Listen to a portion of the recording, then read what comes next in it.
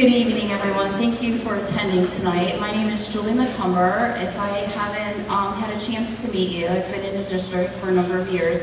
I am the acting superintendent as of right now. On behalf of the Northwestern Board of Education and myself and Mr. Rusella, we'd like to welcome you tonight. We have Mr. Jerry Rusella here. He is our treasurer for Northwestern Local Schools. And with us tonight also we have John Smith, who is our Vice President for Board of Education. We also have Tyler Keener. He is our high school principal. He has been very instrumental in putting together the slide deck that we have available for you tonight for your visual as Mr. Rusella goes through our financial updates and local report card updates that many of you have asked questions about. So we appreciate all of you coming out tonight. We are hopeful for very constructive discussions tonight. We had about 8 questions that came in with the survey that we put out, the link that we put out. We have answered some of those questions through our slideshow presentation that we have. If we have not answered your question in depth or you feel that we have not answered at all, please reach out to us. The index cards, if you did take one, please make sure you write your question down. We have a moderator tonight. Mr. Chad Borman will be coming up here as soon as I'm done talking, and he will be going over tonight's agenda, what it will look like, how things will flow, and give you all of those details. So, Mr. Borman, would you like to come up? Also, just for your awareness, this isn't live streamed right now, but we are videoing it, and once we are done tonight, we will get that up then on the website tomorrow or by Monday, Tuesday for sure. Thank you, Julie. As Julie mentioned, my name is Chad Borman. I've been a resident of the district pretty much all my life, so I'm proud and happy to be here. The purpose of tonight really is to get some facts out, some information, so we can make some educated decisions about our district and what our community is looking at and how we can continue to support our children. I got to tell you, throughout this process, I've been pretty active in it, and the Board of Education, the administration, the teachers, the staff, they've all been fantastic at being very transparent and actually answering my questions and a lot of the community's questions. And some of those questions, like Julie said, are going to be answered throughout the presentation. But in the essence of transparency, I wanted to kind of tell you some of the questions that came through, so you knew we were really kind of getting to the heat of the subject.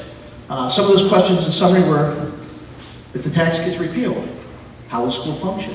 There's another alternate option on the ballot.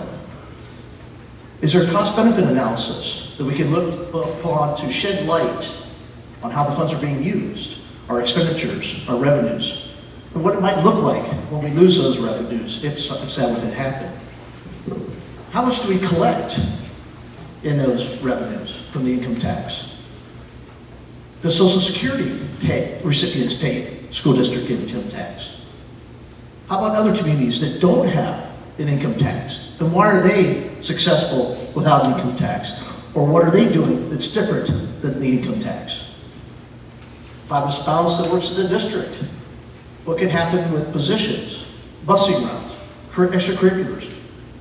Some of those things, we don't know the exact answer, but they're working through those, but those are questions we're getting. Some great questions about special needs students, transportation for those, teachers, aides, one-on-one. Does the state help with those things? How about the difference between capital improvement fund and the general fund? How much of the tax is a percentage of our revenue in the budget?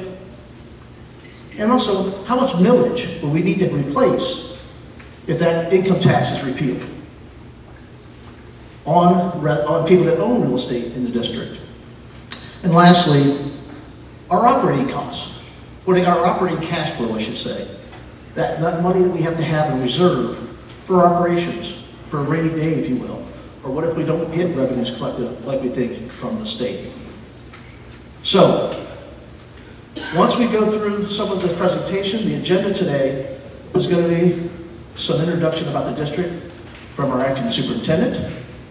Then our CFO and our treasurer will go through all this financial data that you'd like to see and those resources. Our principal at the high school will then talk about our grade card overview and how our students are progressing. At that time, we'll go through the Q&A if there's more questions, and you have those index cards. In the essence of time, I ask you, if we can't get to your question tonight, if you really want to make sure that we get to you, the staff gets to you, please put your email address on there. And I can promise you that they will get back to you in a very timely fashion. And they have done so from the beginning. Final and closing, Julie and our board vice president, Mr. Smith, will come up and have some closing remarks.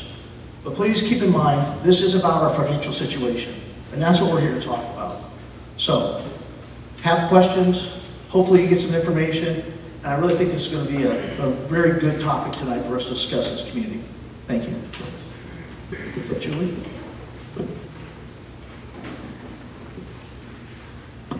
Thank you, Chad.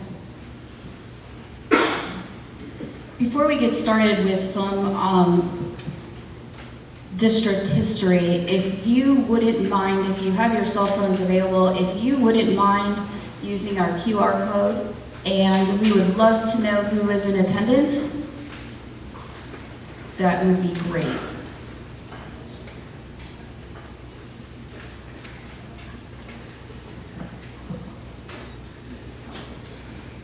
And if you don't, we do have a sign-up sheet outside as well.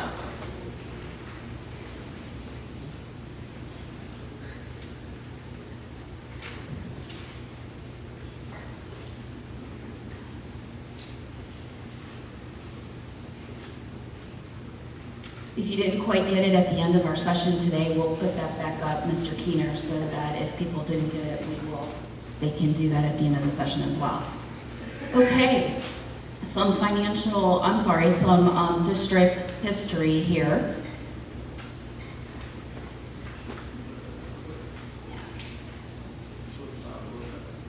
This is what the ballot, when you go to vote on November 5th, this is what, just to give you some information, this is what the ballot will look like.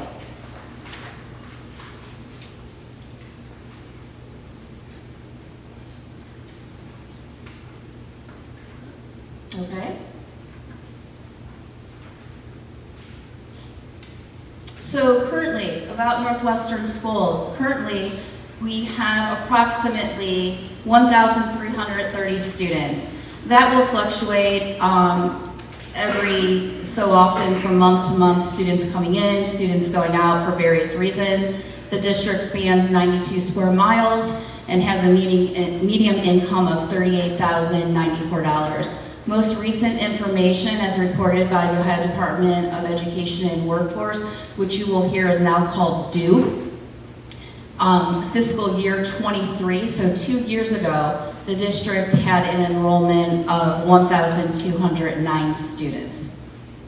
So approximately 11%, which is 134, were students with disabilities. As of today, we have about 132 students, 133 students fluctuates with disabilities. Again, students moving in and out. Are economically disadvantaged at that time, that percentage, free and reduced lunches, breakfast and lunches, was at 34%. We are currently now at 31%. And just a little definition of that, our economically disadvantaged is defined as household income falling at or below 185% of the federal poverty level. So fiscal year 23, federal poverty level for a family of 4 was $30,000. Again, as of right now, there were some questions about special education. As of right now, about 12% of our population is students with disabilities. So I wanted to make sure that was answered. And again, our enrollment goes up and down. Our open enrollment goes up and down. There were questions about open enrollment that I just want to address quickly. Our open enrollment We bring in about 256 to 250 to 256 students every year for open enrollment. We have about 67 to 68 students yearly that go out of district for various reasons. They go to other schools. So that was another question that we wanted to address as well. Okay, right now I'd like to introduce Mr. Vasella. Thank you, Julie.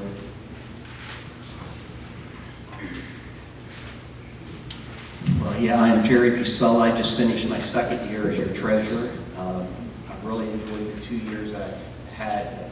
I've served in this district, feel fortunate to be here. This is my 5th school district that I've served as a treasurer, CFO, and I really mean this.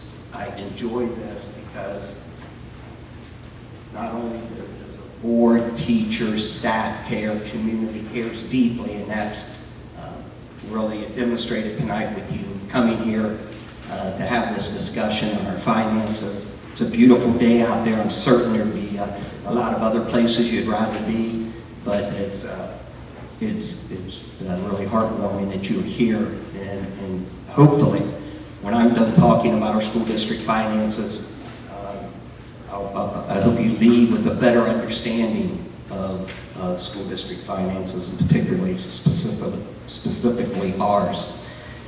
It's not an easy subject to talk about because it's kind of complicated and not typically easy to understand. So I'm going to go through the 5-year forecast, and it's somewhat of a high level, just so you can get an understanding of what makes up our revenue base and what we spend those revenues on. And when we're talking about the 5-year forecast, we're talking about our general operating fund. And the general fund, the revenue that goes into that general fund are the revenues that are paid to this district from our homeowners, from our businesses that are inside the district, from income tax revenue, and from the state revenue. And I'm going to talk a little bit more about that, but those revenues go into our general operating fund. And our general operating fund pays for all the expenses associated with teaching our students. And we have other funds on our books, but none of the revenues from our taxes, from our homeowners' income taxes, from the state, other than specific grants, go into the general operating fund. And so our forecast is a picture of our general operating fund. Chad mentioned that there's a question about our permanent improvement fund, or our capital improvement fund, as some people call that. We do have a levy that was approved in the community to fund our facility and grounds, and that's a capital improvement fund. This discussion isn't about those dollars. This discussion is about the general operating fund of the school district specifically. The forecast is required to be developed, reviewed, and approved twice a year. It's required by the state of Ohio. So the forecast period of time that it's approved, we have a forecast that's due by the end of November of each year, and then we have an updated forecast that needs to be reviewed and approved by May of each year. When you're looking up here, we had 2 forecasts that I'm going to speak to tonight. And it's important that I do that because this ballot initiative that gets voted on November 5th will determine which forecast the board will have in front of them for review and approval on November 18th, I believe, is our November 4th meeting. And so we are right now preparing both forecasts so that when the community makes their decision at the ballot on November 5th, we know which one to take forward to the board for their review and approval at our November board meeting, so that we can then submit it to the Ohio Department of Education and to the Out of Their States office as required by law. So I will talk about both of these forecasts and the really the impact on our ability to fund our students at the levels that those forecasts will each provide. I'm going to talk about the components of the forecast again at a little higher level. I'm not going to get into the deep weeds and the details, but I will tell you we're also required with the forecast to provide notes that explain each assumption that makes up the forecast line items, as we call them. So I always encourage you, you're looking at just the forecast. The notes give great details on how we come up with these numbers, where they come from, and again, what assumptions are used for each of these line items that I'm going to speak about. And those forecast notes are on our website along with the copy of our forecast.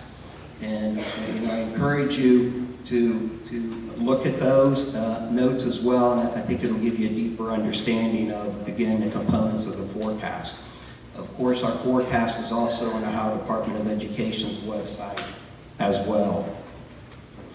So I'm just going to briefly talk about now the forecast with the income tax. That's the current forecast that we're operating within, and I want to talk about really the line items that make up that forecast. And then I really want to speak more to the next couple charts that you're going to see, which are line graphs. I think the pictures tell a better story and maybe are easier to understand in a discussion. But the top part of this, well, first the five-year forecast consists of, the first column is actual 2024. We operate on a fiscal year, not a calendar year. So our finances, our fiscal year begins July 1 of every year and goes through June 30th each year. So on this forecast, the very first column you see is the fiscal year 24. That's the period of time we just finished last June 30th. And those are actual numbers from last fiscal year. We're currently in fiscal year 25, and then we're forecasting out 26, 27, and 28. That's the period of time that we are required to do our forecast. You always have to plan forward and look forward. And we must submit this again to the Ohio Department of Education, the Out of Their States office. And the reason that needs to be done that way, they actually review every school district's forecast. One, they make sure they feel like it's reasonable, but most importantly, it tells them if a district is potentially facing financial difficulties. Matter of fact, if a district is facing a financial deficit 1 year after in the forecast, and if you're facing a deficit the next year from your current fiscal year, they will contact you and ask you what's your plan to handle that deficit. And you have to tell them and show them and demonstrate to them your plan to handle a deficit that you would be facing in the next fiscal year when you submit your forecast. And they can also look at a deficit, and if they don't feel like the plan is sufficient enough, they can come and have conversations with you and maybe help you make sure that plan is solid, because you can't operate your district in the red during a fiscal year. So that's one of the purposes of the forecast as well. But to go over some of the components of the forecast, the top part of the forecast is our revenues, and These line items, the very first two that you're looking at, general property tax and public utility tax, those are from voted millages and our valuations that make up our district. And from those calculations, we anticipate receiving these level of property taxes in the first two line items.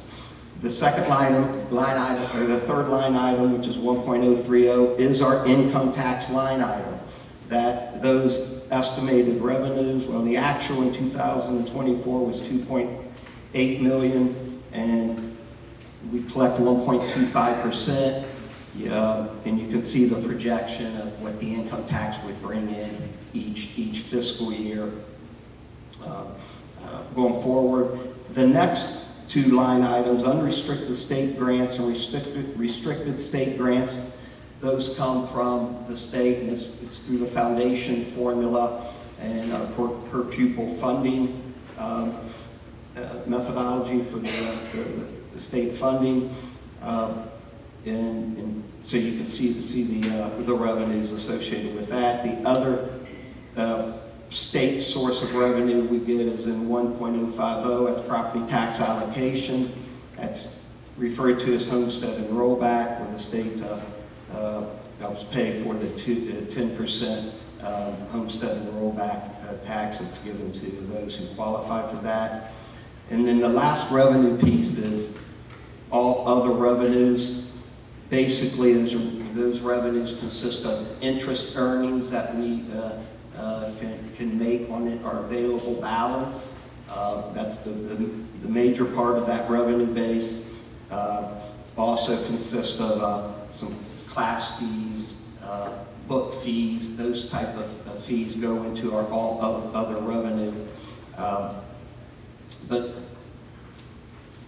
those are the components that make up our revenue base. Down under expenditures is pretty self-explanatory.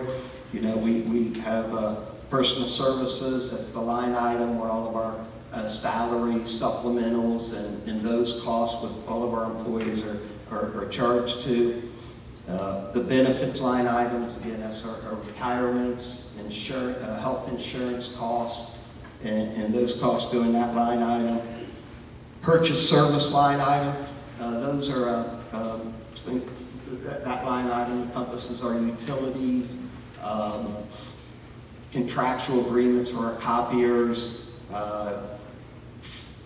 fuel, transportation costs, and those go in the purchase service line item. We have supplies and materials line items. Of course, curriculum supplies, materials that are used for operational.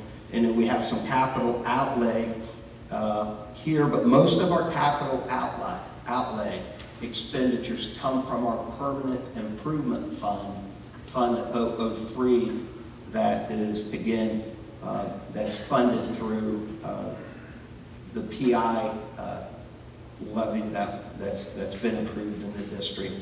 So anything that has an asset that has an extended life of 5 years or more, those type of expenses will be in the permanent improvement fund or capital project fund. And then the last is our other objects, and those are comprised of fees that we are charged typically for levies, for collection of our taxes, and just some miscellaneous expenses that don't fit the other categories. So again, high level, just wanted to give you kind of an understanding of what makes up those line items. Forecast notes would tell you specifically the assumptions and the components that are used to create those revenue streams. This next chart is what I like to really talk about, because it shows you how balanced we are with state and local aid. So this chart takes of course, the numbers and puts them into the categories. The right side of the chart is our local sources. Real estate taxes make up about 24.5% of our revenue base. Again, the real estate taxes would be the first two line items on the forecast, in the forecast numbers. Public utility tax is about just 2.4%. The other local revenue, which is, again, if you go back to the numbers, that's your all other revenue line item makes up about 4.4%. And then our income tax makes up about 15.8% of our revenue base. This is fiscal year 25 numbers. This is current year numbers. So those percentages are on fiscal year 25 numbers. So, you know, our revenue base is better balanced when you have the real estate and the property owner tax, and when you have, you know, on a local side, and the income tax along with the other local revenue, it's better balanced. We're diversified there. We're not all dependent on one type of revenue stream, or mostly dependent on one type of revenue stream. Because if that revenue stream had an issue for some reason, you know, income tax, if we're collecting that, you know, we're dependent on that, but jobs or people are laid off, or, you know, that revenue stream could be hurt, if you will, by incidents that happen, and therefore, you know, it's good to be diversified and have the other components in your revenue stream. So we don't want to be. I don't believe we want to be totally dependent on the property owners, and consciously, I think that may have been a decision that was used back in 1989 when the income tax was first put on the ballot and passed, is really to better balance and diversify the revenue stream. But that's a community decision, of course. But our local sources comprise of 47.1% of our revenue stream. Our state aid makes up 52.9%.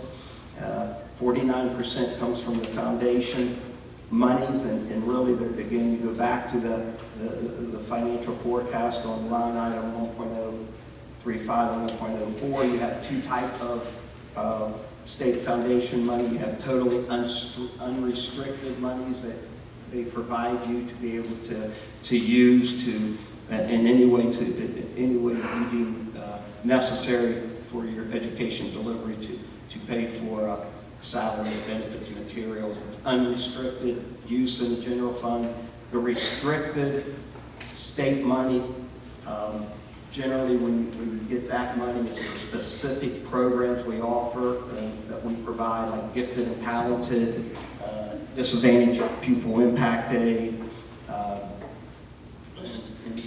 When monies come to us restricted, even though they're in the general fund, they get a higher scrutiny they get a scrutiny to ensure you're using those restricted funds exactly what they were intended to use and restricted for. But state sources make up 52% of our aid. The next chart really shows our expenditures. And it's important to understand we are in the education business. We know that. That's why you guys are here. It's important that we use our dollars to make the best impact for the delivery of instruction and for our students. And 84%, typically the range is 84 to 86% of your revenues are used for personnel. That is just, we're in the education business. We're not a factory. We don't have a bunch of machines. We're not buying components and parts and bolts. We're making a difference in young people's lives, and therefore that's where our money goes. And About 11% is used for our purchase services. Again, those things like the property insurance, utilities, copier contracts. And then, as you can see, supplies and materials are about 4%, and 1.2% on the other. But the majority of our revenues are used are in our salaries and benefits for our employees. That's an education business.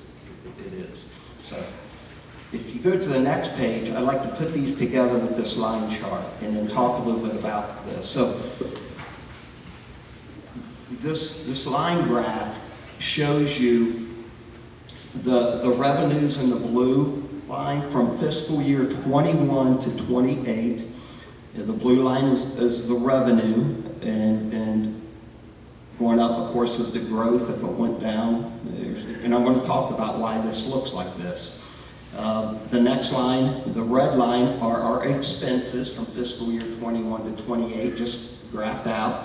And then the bottom line is ending cash balances. So, if you wanted to piece this together, in fiscal year 21, we ended that fiscal year with a cash balance just under $5 million. So now you see the expenses in 21 to 22 compared to the revenues in 21 and 22. You'll see the ending cash balance generally start going up in comparison to how much more revenue you have than expenses, or the other way around. It starts going down if you have more expenses than a revenue in a fiscal year. So we're sitting over here, and we're currently in fiscal year 25, and you'll see a couple things I want to talk about. First is our cash balance growth. There's been conversation about you have a healthy cash balance, and is it too much? Is it, how much should you have?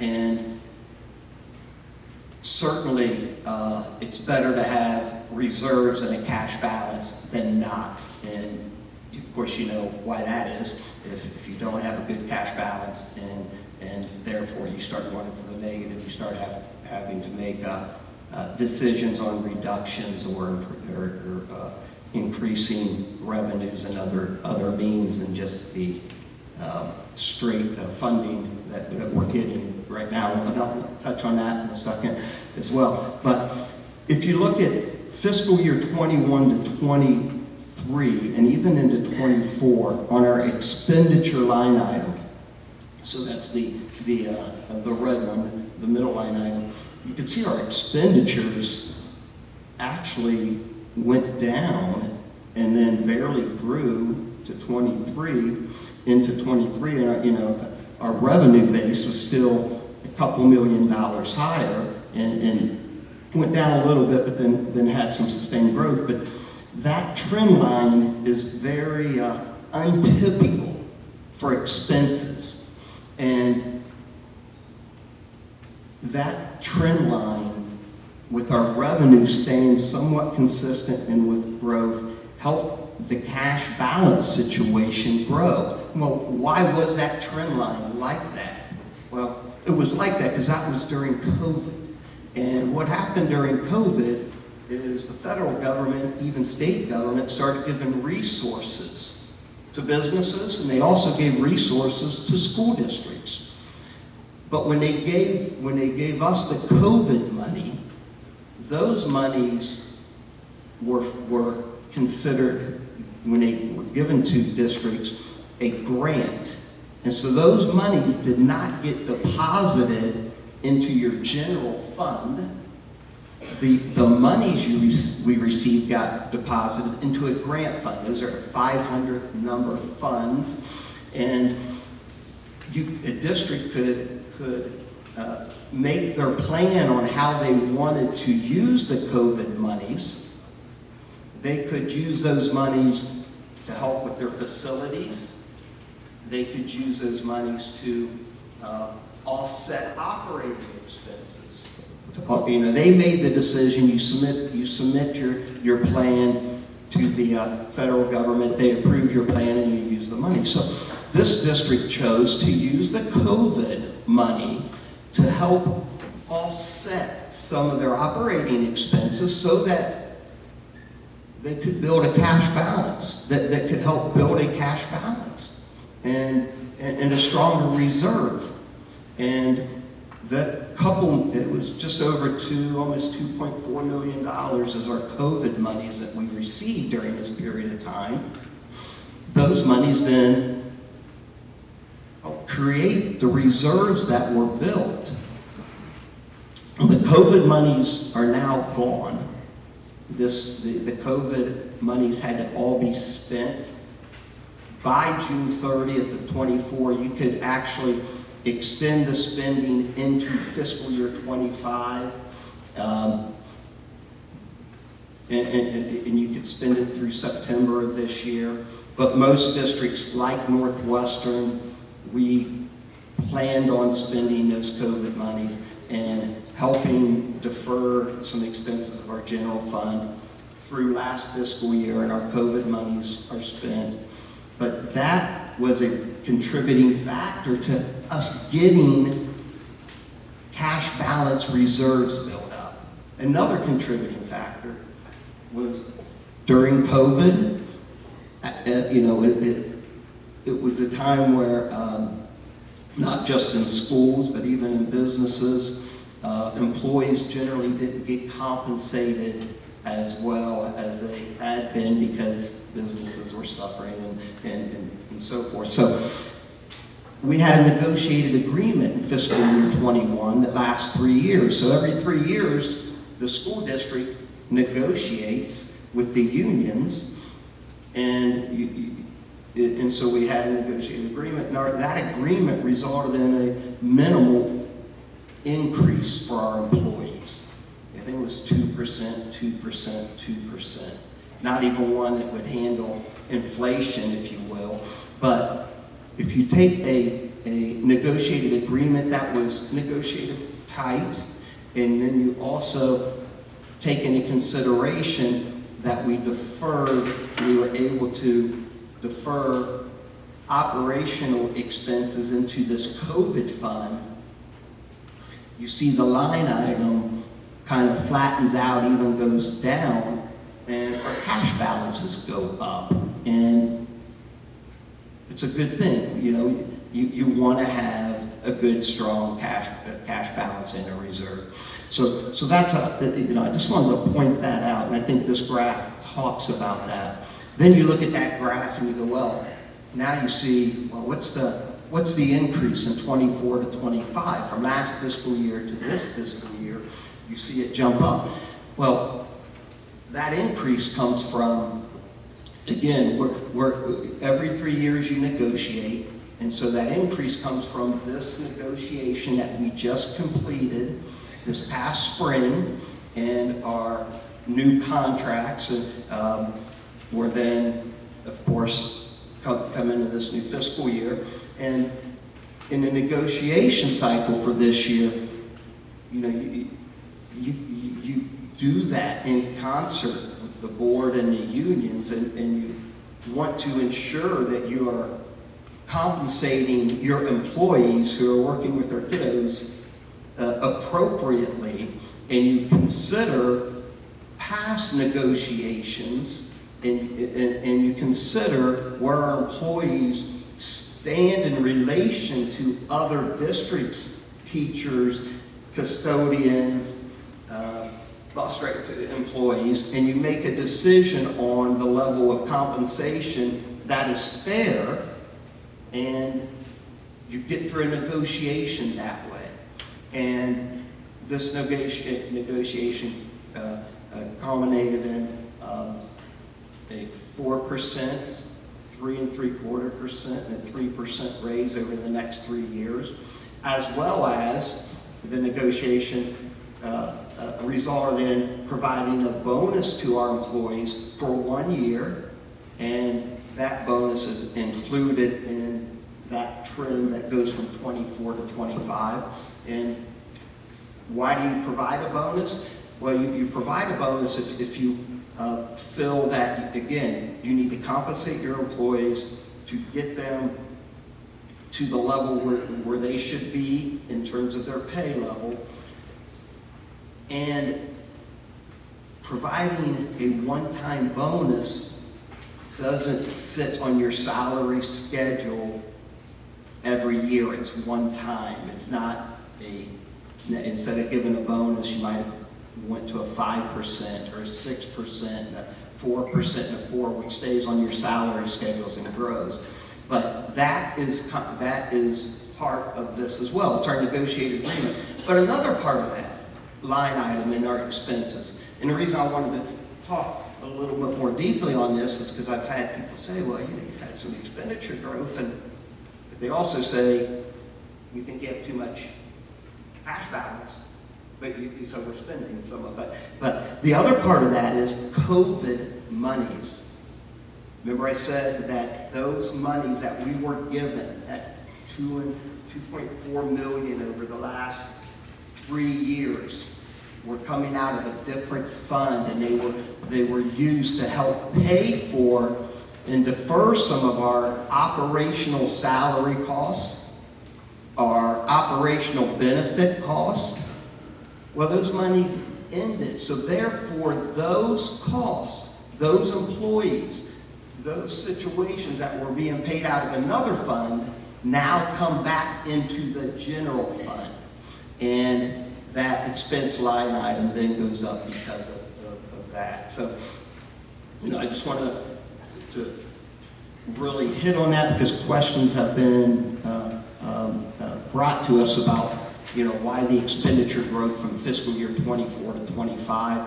But then now you follow that line item after 25. Again, it's just going across, the rate is going across at the typical negotiated agreement rates of 3.5%, 3.75, 3.3, and inflationary pressure still as well is part of that expenditure growth that's happening. Our cost for supplies, materials, our property insurance, our health insurance, all of those areas, even though they're only about 15% of our budget, all of those areas have had inflationary pressures and inflationary growth, a little higher than what we've seen. You've seen with the gas pumps, a little higher than what we've seen in past years. So the inflationary pressure increases our expenditures, and you see that. The blue line's our revenue line. And again, the forecast notes, if you get into those, you would understand this, what drives these lines a little, maybe a little better what I'm going to articulate.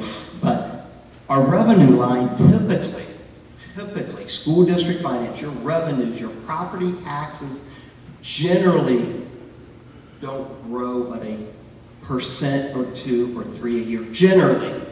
Now, we had a nice growth in our revenue line from fiscal year 22 to 24, and we went through a reappraisal in this community, and property valuations went up with that reappraisal, and we did reap some additional income from that because that's part of the calculation of what our homeowners pay. But that escalation, if you will, in home values probably won't continue. A matter of fact, we're thinking it's going to go back to your typical increases each year, and that's what this forecast and projection shows in terms of the flattening, which is a typical flattening of revenue.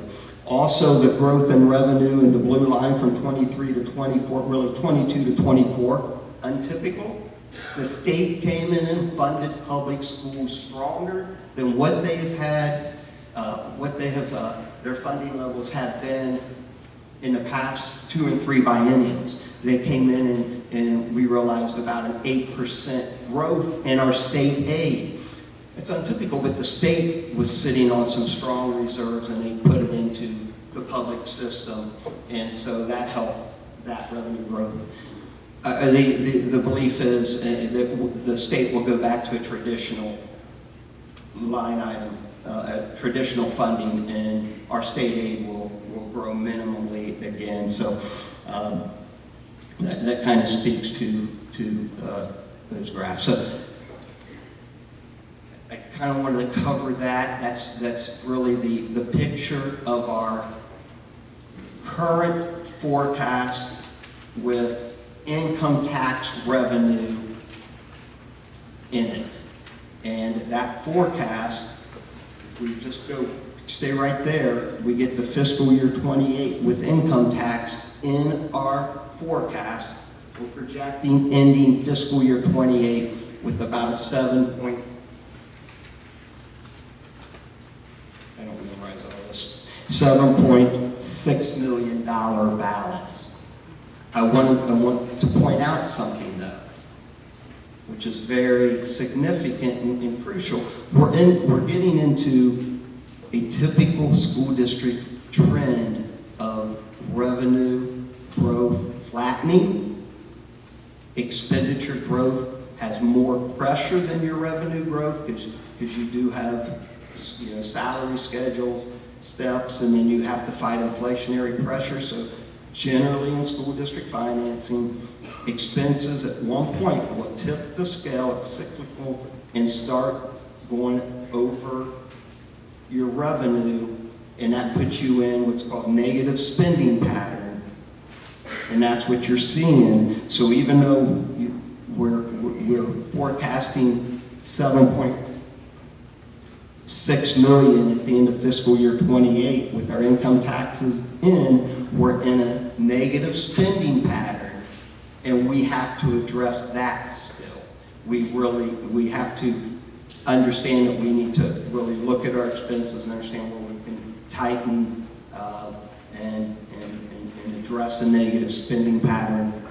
Otherwise, you get yourself in a situation where you got to go back and raise more money. So, but that's with our income tax. Now I want to move on to the income tax, the school district income tax history and school district income tax information. And so we go to the next slide. The local income tax history. I touched on this a little bit, but in 1989, the district at the time had a desire to create a balanced revenue portfolio, and they approved, this community approved an income tax of 1.25%. It was approved by, I believe it was 66% of the vote for, 34% against, and it was, and it became effective in, 62% of the voters approved it, and it became effective in 1990. There were two other repeal efforts that were tried. It was approved as a continuing permanent income tax. There were two other repeal efforts that were attempted in the 90s, and they both fell. You can try to, you can have a repeal on the ballot, and if it doesn't pass, you have to wait 5 years to try another repeal, and that's what occurred back in the 90s. Today, there are 212 districts in this state that have a school district income tax. So a third of our school districts in the state of Ohio have a school district income tax, using the same methodology and thought process, certainly, that the board did back in 1989, what meant you would have a better balanced revenue stream, diverse balanced stream, and not depend on one type of tax to fund your schools. Many of the districts, and we have the lists available, we have, I think we're going to post much of this on our website. Many of the districts look a lot like us. Rural agricultural makeup, and very similar to us. 212 have districts. Out of the 212, only 66 of them have earned school district income tax. The other 150 approximately are like us with a traditional income tax. And The difference between a traditional and earned is there's some aspects that are taxed in the traditional that aren't taxed in the earned. So, and we'll touch on that in terms of what those are. But we are a traditional income tax district. In our current fiscal year 25 budget, which is approximately 18.4 million. So if you go back, if you just want to get to your chart, financial chart, the forecast, we have 18.4 million in revenue in fiscal year 25, approximately 18.4 million. 85% of the operating budget goes towards district employee salary and benefits, 15% comprises capital goods, 16% fiscal year 2025 of our current revenue comes from our local district income tax. I touched on that, and we get approximately 2.9 million. So that's just, again, a quick overview of those components. The next slide shows, again, if the income tax is repealed. That's what I'm going to go into, so the right slide. If the income tax is repealed, the difference between these two slides is the one line item. Just so you know, you can look at it, but the one line item. The one on the left has income tax coming in each year. The one on the right in fiscal year 25 has a $1 million revenue piece. That's the income tax that we've already collected. When we collect our income tax, we collect it in two parts, if you will. We get some income tax in July, August, and then we get the bulk of our income tax is collected in the spring. If the income tax repeal is successful, community votes it in, to repeal the income tax, we will lose our spring collection, which is 1.8 million. Okay, so we would lose the 1.8 million this year on an income tax repeal. If it's voted in, it starts. Collections cease January 1 and on. So we would collect $1 million. So the only difference in the numbers of these two forecasts is taking out the income tax. You go to the next chart, it's the line graph again, the next graph, line graph, and it shows you, again, the blue line's the revenue that we just spoke to, and it shows you from fiscal year 24 to this fiscal year 25, the dive in the revenue, that 1.8 million that we will lose in fiscal year 25 is shown there, and then it continues down to where there's no revenue from income tax in that line. And of course our expenditures are exact same as we just went over in the forecast with the income tax. And then this shows you the impact on cash balance each fiscal year. So, in forecasting through fiscal year 28 into the negative balance of $3 million if we lose the income tax. It's important on this next slide to understand this because there was some confusion. There was no offset from any other revenue source if we lose our income tax. So you don't lose income tax and state aid goes up. It doesn't work that way. You don't lose income tax and our homeowners pay more tax. It doesn't work that way. There's no offset. It's a loss to every dollar you lose is a dollar loss in your budget. So just important to talk about that because there's been some confusion about that at times, I think. The next chart then kind of just puts this a little bit in perspective. Fiscal year 25 through fiscal year 28, estimated income tax revenue loss if repeal is approved. You would lose approximately 1.8 million this year. Then you would lose the full amount that the income tax would bring in if it was still with us in the subsequent fiscal years.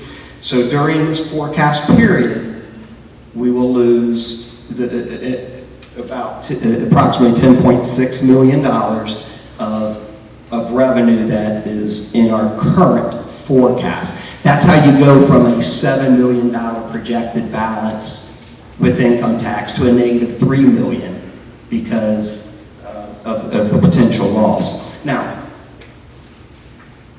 the community always decides, and it's their choice, and that's, we work for the community. So this information is just so you're understanding a little bit more about the school finance and the picture, if it remains or if it's repealed. If it's repealed, then we go into discussions which we'll start having in November 6th and on with the Board of Education Administration. What are our options to offset the income tax? Because we can't wait until fiscal year 28 to address a $3 million deficit. You have to start addressing that now, so any adjustments and changes you make can make a full impact to fully offset the $3 million. So I'm going to go over some options, and these are just typical type options that are used in situations when a district is facing a deficit. These are not options that the board has even thought of, discussed, and by any means approved at this time. These are just some of the options that would be available to us to consider. So option one, the district could look to cut the general fund budget to account for the loss of income tax revenue. So this option just says, okay, if we're going to go at it and we're going to get the $3 million and we're going to do it out of the general fund, because I mean that's the operating fund. You know, what would that look like? And if the district chose to offset the income tax revenue lost by reducing its operating expenditures, then much of that reduction comes from salaries and benefits, because we're 85% of our expenditures are in our personnel costs. We're an educational organization. That's where it comes from. And that, if the reduction was just in personnel, then the reduction of positions could equate to a reduction of between 20 to 40 positions being reduced dependent on the position, if it was just personnel reduction. Again, the board has not begun this discussion as of yet, and therefore the board is not considering this at this time as a potential option. After November 5th, these discussions will begin, and this is just one option to look at. So that's option one, get in your general fund and just do the cuts. Get $3 million out of there. Option two, the district could go to the voters to replace the tax revenue, the income tax revenue with new voted. I don't know who wrote this. Did I write this? Did you write this one, Tyler? Huh? Okay. So option two is the district could go back to the ballot and we could put on another income tax initiative, or we could put on another operating initiative for millage, and we go back to the ballot. I will encourage in my discussions with the board that they consider, if this is repealed, this option as well. Well, I will encourage them to consider this option as early as this spring. And why is that? Unlike the income tax repeal, where if it's successful and we lose the monies immediately, when we go to the ballot and we pass a levy, it generally takes you a year and a half to collect the full levy amount that was approved at the ballot. The reason why is if you pass a levy in the spring, if it's operating, so your homeowner taxes are going to go up. If it's operating, the additional millage that you pass doesn't get put on the county auditor's collections until beginning January of the next fiscal year. It begins in January. So if we passed a new levy in this March in election, we wouldn't start collecting that until January of next year, and then you're only collecting half. That's half your fiscal year. The next year, you get the full collection. Just, unlike the repeal, which is immediate. But if the district needs to generate $2.9 million to replace the loss of income tax revenue, the operating levy necessary now, and if you go back to the first forecast page, and I don't want to keep taking you back there, but you could look at the bottom of, in fiscal year 2025, there's a row there that talks about millage equivalent for deficit spending. To replace that and get us whole again, if that's the choice of the board, it's about a 12.8 mil levy from an operating levy. And I put in here, the way that works, a mill costs a homeowner of a $100,000 house. A mill costs a homeowner, one mill costs a homeowner of a $100,000 house just $35 annually. If it's a 12 mil levy, it would cost a homeowner of a $100,000 appraised value home of about $448 annually. Now, again, that's of a $100,000 home, but if you needed to do that, that's just putting this out there for information. The district needs to generate $2.9 million, and the board determines to do it through this this method. You could put the 1.25% income tax back on the ballot. It's an option to do that. So option one, fully cut, don't go back to the voters. Option two, don't make your reductions, don't tighten, don't cut, go back to the voters. Option three would be a combination of those. The board could look at and say, you know what, we need to make reductions. We need to tighten our expenses, but we also need to go to the ballot for maybe not 12 mills, maybe it's 8 mills. Maybe not a 1.25%, maybe it's a 1%. But you could do a combination, but you have to do something. Because if you don't, unless state aid comes in high again, that when the district's going to be in financial trouble by fiscal year 28. Also, in option three, you could have other revenue, other revenue generating concepts to put into play as well. You still would probably need to do the other two options too, but you could implement a pay-to-play fee for middle school and high school extracurricular activities. You can review busing costs and adjust busing offerings or outsource busing services if either option would provide a significant savings. Those are options that are done frequently in other school districts, not preferably by any means. You could look at maybe increasing revenue if we could rent out our facilities to the community more. You could look at lease of cell tower spaces on our land. I mean, you can look at permitting wind energy development and on our available land.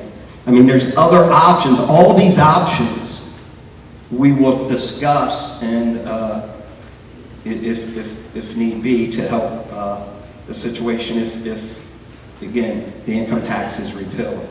And with that, I know I went way over my time permitted, but I would say if you have any questions about this information, please, you can contact me directly.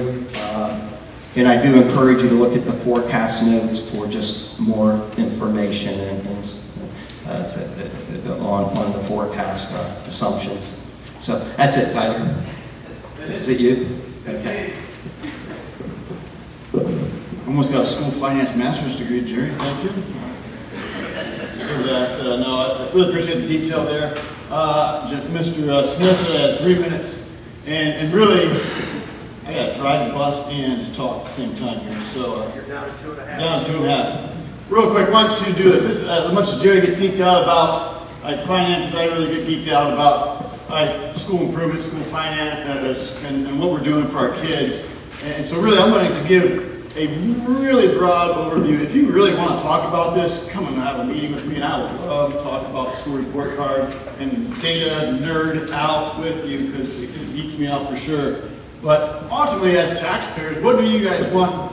What's the return on the investment that you're giving to the school? Right? That's the biggest thing. Are we providing a product, a student that we are proud of at Northwestern, and are we doing that in an efficient way? That's pretty much the bottom line of public schools in general. So really, you can all find this information on our school report card, on the Ohio Department of Education Google report card there. You'll find all this information there, and we can get into it. But real brief, just want to see that these two charts here simply say what we do as a school. All right, how much are we spending on per pupil? About $11,000 per pupil is a typical amount that we spend, which is under the state average.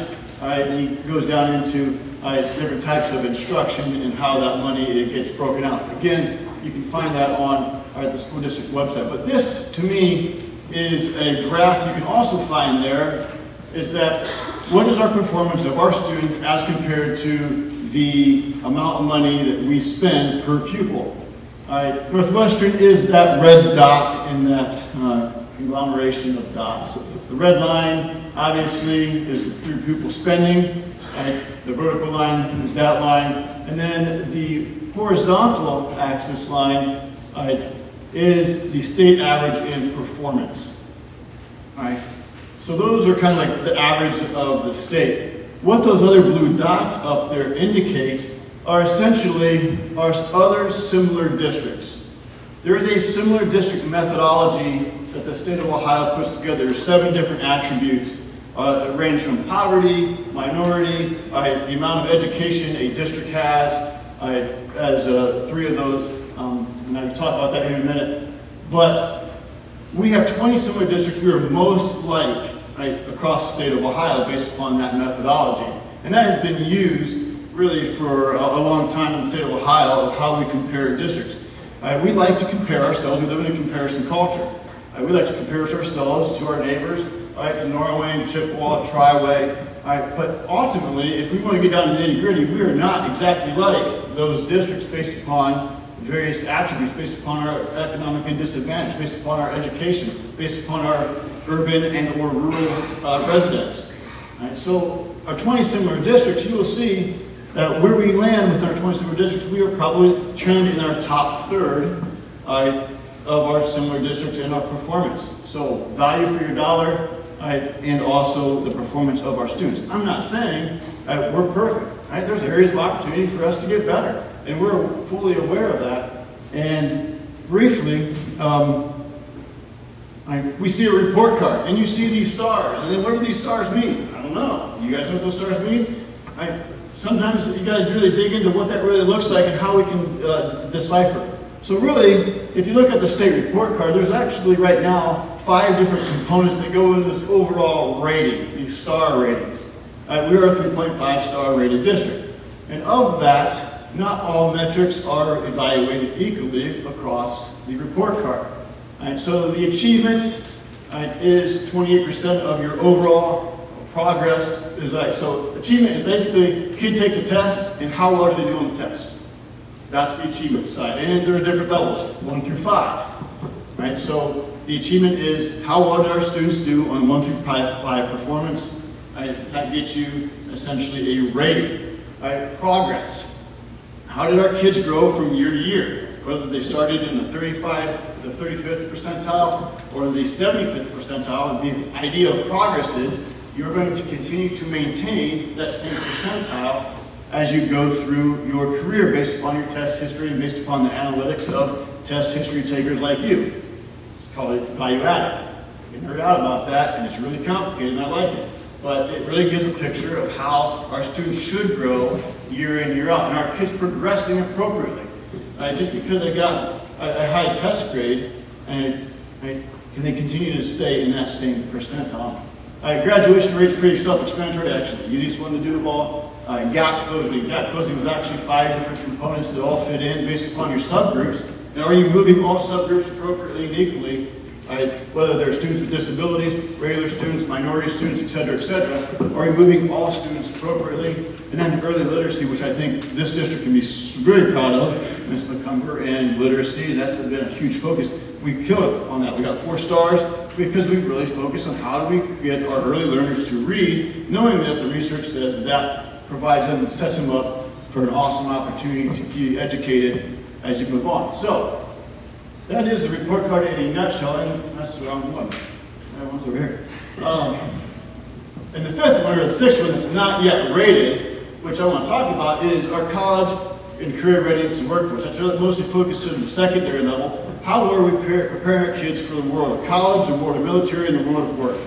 All right, and even though that is not a star rating as of this year, it will be on next year's report card on star rating, all right, we probably would have been 4.5 or maybe 5 stars in that regard, based upon that. 78% of our students were fit into that category of a graduating class that would have made that that rating for us really high. So again, really proud about that. And you'll see this. Right. So in a nutshell, I gave you a 30-second overview of kind of that. All of these different components have subcategories that would fall into how our students are performing and what are we doing as a district with taxpayer dollars to move your kids for that place of graduation where they're going to be successful in the real world.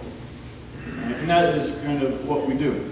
Again, a lot of people see this and they see this as kind of the front, but underneath all this is a lot of important information that we as a Board of Education they ask about, as the principals, as our district leadership team, with our teachers, what are we going to do with this information to make a better opportunity for your students to learn.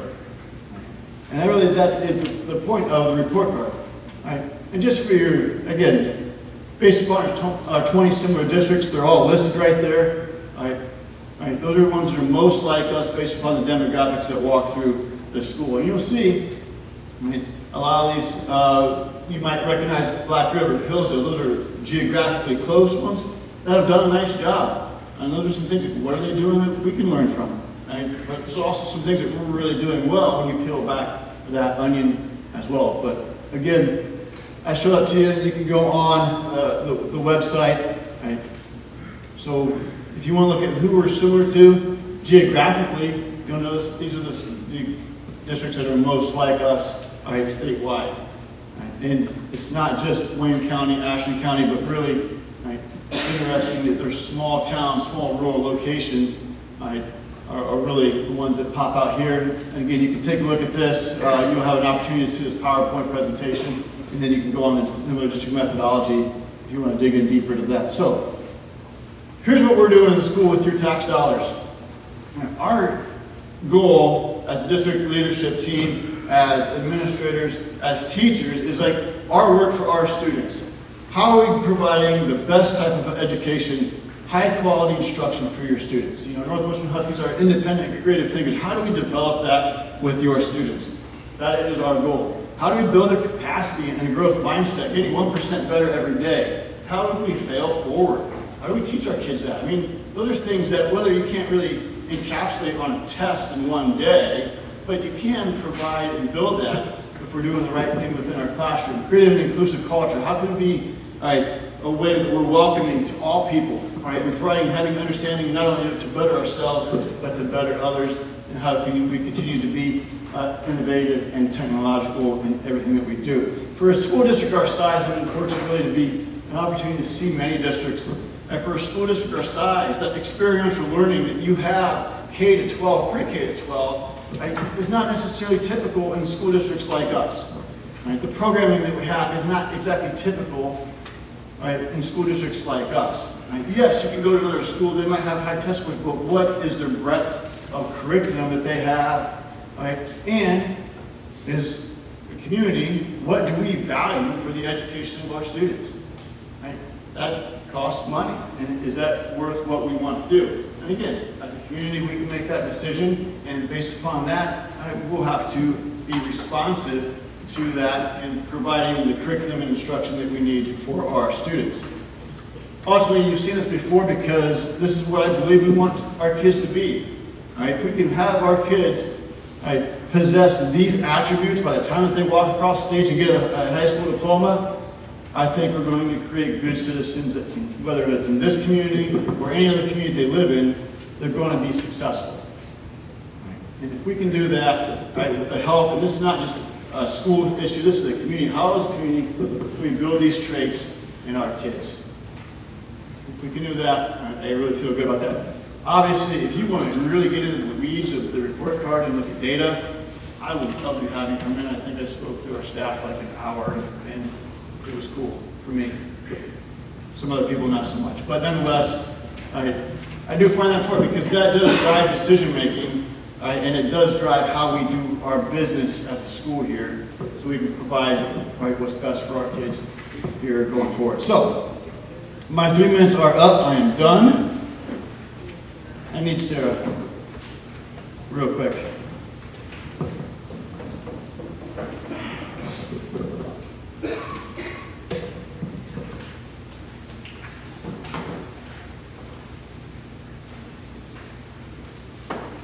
Okay, I will keep this brief.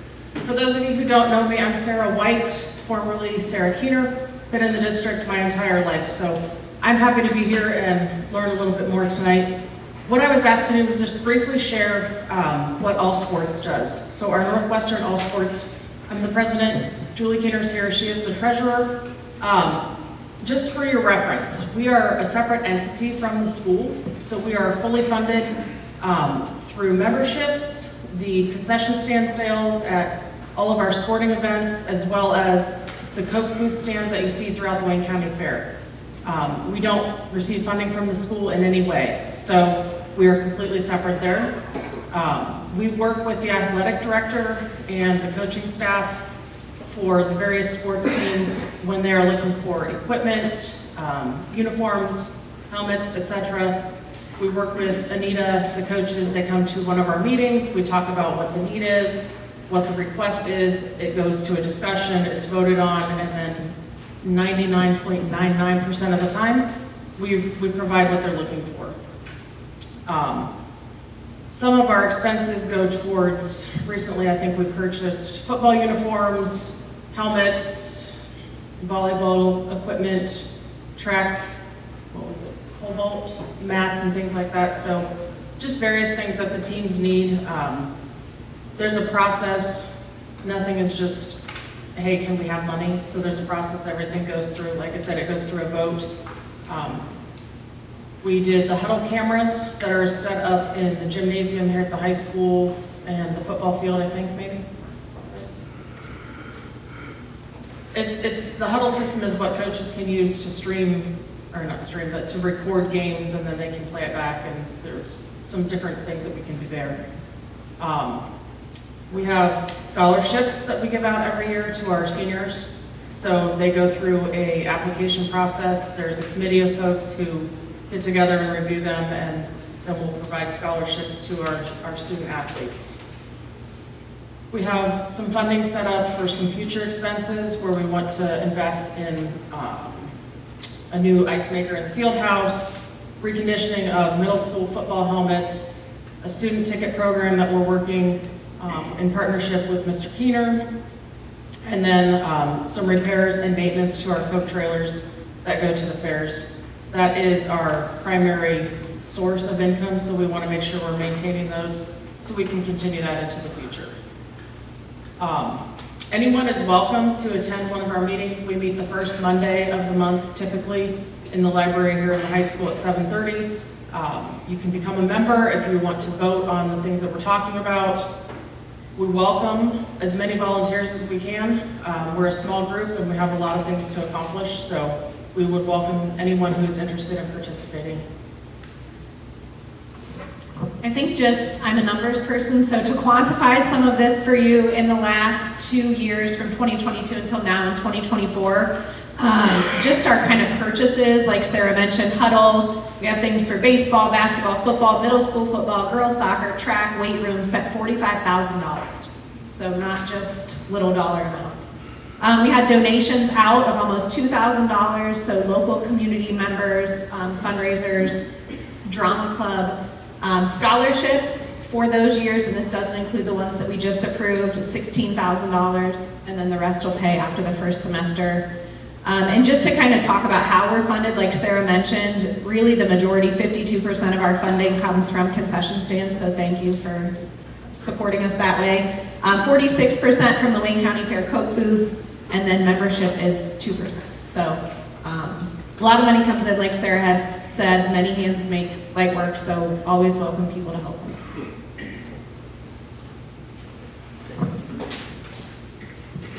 Thank you very much. Okay. Did we get any questions on the cards? I do have just a couple things that I wanted to highlight that Jerry kind of went over, but one thing's for sure, Social Security is not taxed by the school district income tax. So if you're a Social Security recipient, there's no tax on that income. And the majority of our residents that are retired here, that's their largest source of income. And in my world, I know we talked a lot about the cash reserve, Jerry, but I handle finance, and it's proven for every household to have a minimum of 6 months, generally, in reserves. In case the roof blows off, the furnace goes bad, whatever that is. So having a healthy cash balance is only fiscally prudent, period. So kudos for doing that and for watching those district dollars for us. So those are just a couple things that I wanted to hit as we're collecting some of these cards. The other thing that I eventually just took a note of is obviously the village and the really just the fairness of spreading those tax revenues out, just like in your own household. You may be a 2-household income. God forbid something happens to one of you, there's another resource that comes in. So again, I think those are just a couple highlights that are pretty prudent as I'm waiting for these. John, I'm trying to keep brief as waiting on questions. Are they coming?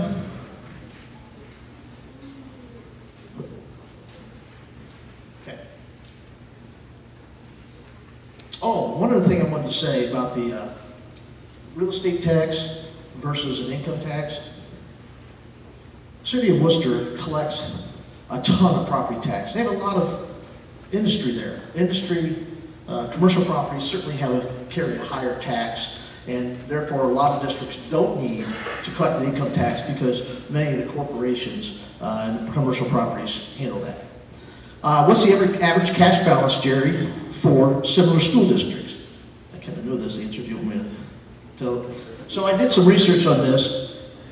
Average districts that are healthy have 3 to 6 months worth of cash balances. Healthy school districts. Unhealthy school districts have less.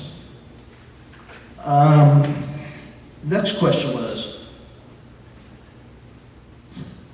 all one start and end date on bus routes. Have you considered that?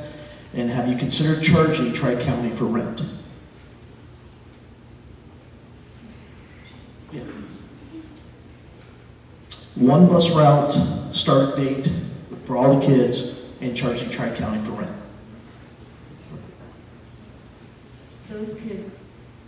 Those could be options that we could consider.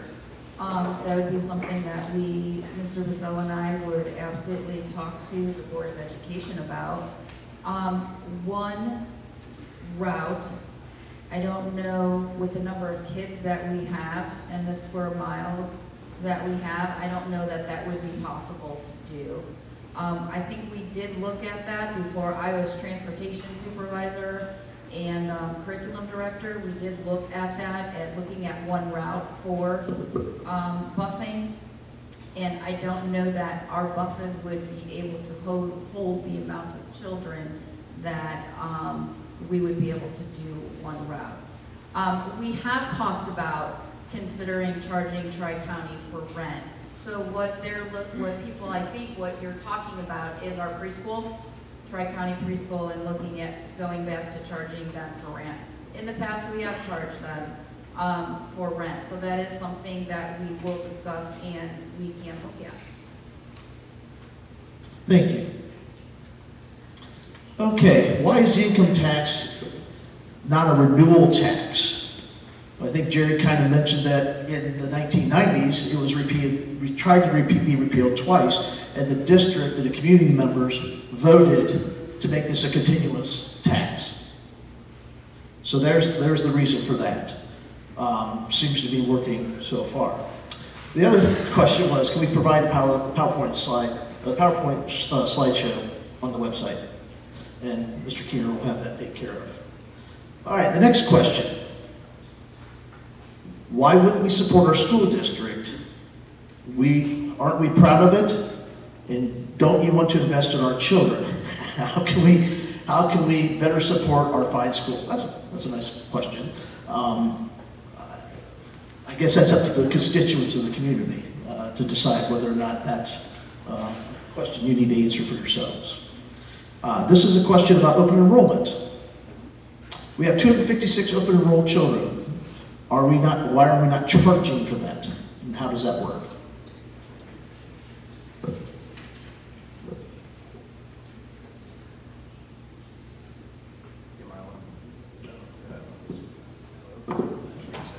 Yeah, so open enrollment, the open enrollment students that we have, we do get their state funding through the foundation formula. It comes in now. It was treated differently a few years ago, but the fair funding plan changed that, and open enrollment students that we get that enrollment and the funding through the foundation formula for those students. Thank you. And the last question is, and I don't know if anybody has the answer to this, but have other districts successfully repealed an income tax of late? My understanding, this is the first one that there hasn't been another one that's been repealed. And there's been very few efforts on repealing of income tax throughout the state of Ohio. Okay, well that's the questions we have, and we are really running up against the timeline. I'd like to have Ms. McCumber and Mr. Smith come up and have some closing remarks, please.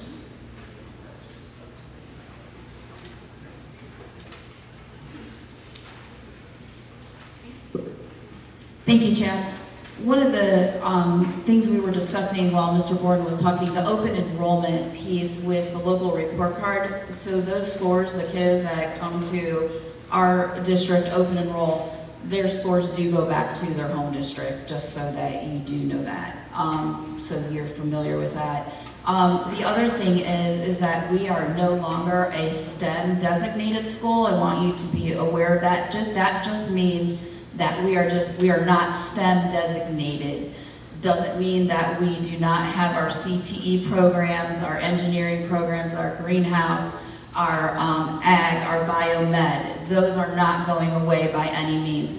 We did not receive any additional funding for being a STEM designated school, any of that sort. It was more of a prestige thing. Going back to what Mr. Keeter was talking about with our district leadership team, how the traits of a Husky and the slides that he was showing, our district leadership team, we decided that we had some other things to focus on. We needed to focus on our progress. We needed to focus on our kids making growth.